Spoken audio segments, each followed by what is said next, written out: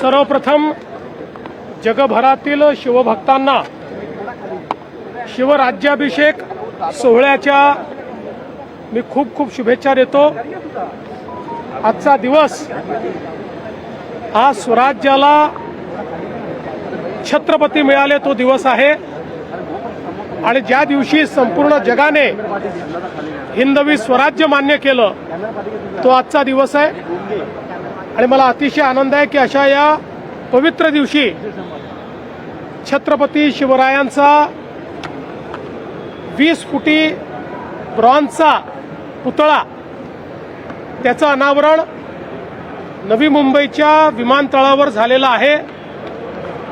मागच्या काळात ज्यावेळी या विमानतळाच्या पाहणीला आम्ही आलो होतो त्यावेळेस मी सूचना दिली होती की स्वराज्याची राजधानी रायगड त्या जिल्ह्यातलं हे विमानतळ, त्यामुळे या ठिकाणी महाराजांचा पुतळा असलाच पाहिजे। आणि मला अतिशय आनंद आहे की केवळ 8 महिन्यामध्ये हा भव्य अशा प्रकारचा पुतळा तयार झाला।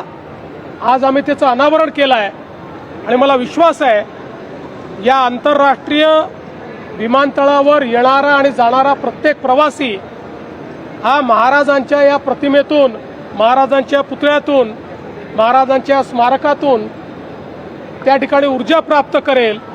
आणि म्हणून मी या ठिकाणी हे जे अडाणी एअरपोर्ट लिमिटेड आहे त्यांचंही मनापासून अभिनंदन करतो, सिडकोचं मनापासून अभिनंदन करतो आणि पुन्हा एकदा छत्रपती शिवरायांच्या चरणी नतमस्तक होतो। नवी मुंबई विमानतळासंदर्भातल्या नावाच्या संदर्भात लागलेले प्रश्न बघा, नवी मुंबई विमानतळाला लोकनेते दिबा पाटील यांचंच नाव दिलं गेलं पाहिजे हा आमचा आग्रह आहे। त्या संदर्भात आम्ही कारवाई पूर्ण केली आहे। केंद्र सरकारकडे पाठपुरावा चालू आहे। आम्ही तो पाठपुरावा करून नक्की हे नामकरण करून घेऊ। विधान परिषदेच्या 8 जागांवर अनेक उमेदवारांनी माघार घेतली आहे। या संदर्भात सुप्रिया सुळे असं म्हणत आहेत की फक्त पैशांच्या जीवावर कोणीही निवडून येऊ नये याच्यासाठी लोकसभेमध्ये मी बिल मांडणार आहे।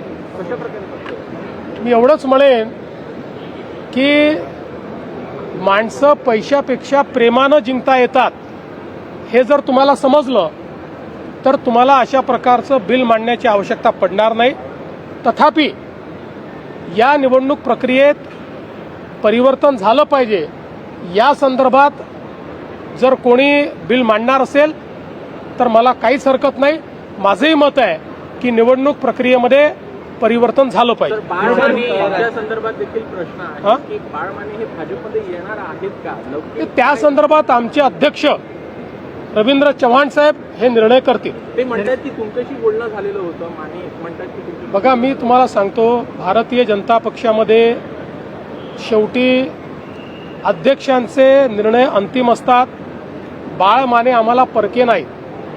बाळ माने हे भारतीय जनता पक्षातच तयार झालेले आहेत। काही कारणाने ते पक्ष सोडून गेले, पण या संदर्भातला निर्णय मुख्यमंत्री करत नाहीत। या संदर्भातला निर्णय प्रदेशाध्यक्ष करतात। ते जो निर्णय करतील त्याला माझा पाठिंबा असेल। सुनेत्रा पवार यांच्या रिक्त झालेल्या जागेसंदर्भात काही चर्चा झाली आहे? नाही, अजून माझ्या 2 दिवस बाकी आहेत। माझ्याशी चर्चा झालेली नाही। त्यांचा निर्णय अंतिम झाल्यानंतर ते निश्चित माझ्या कानावर टाकतील।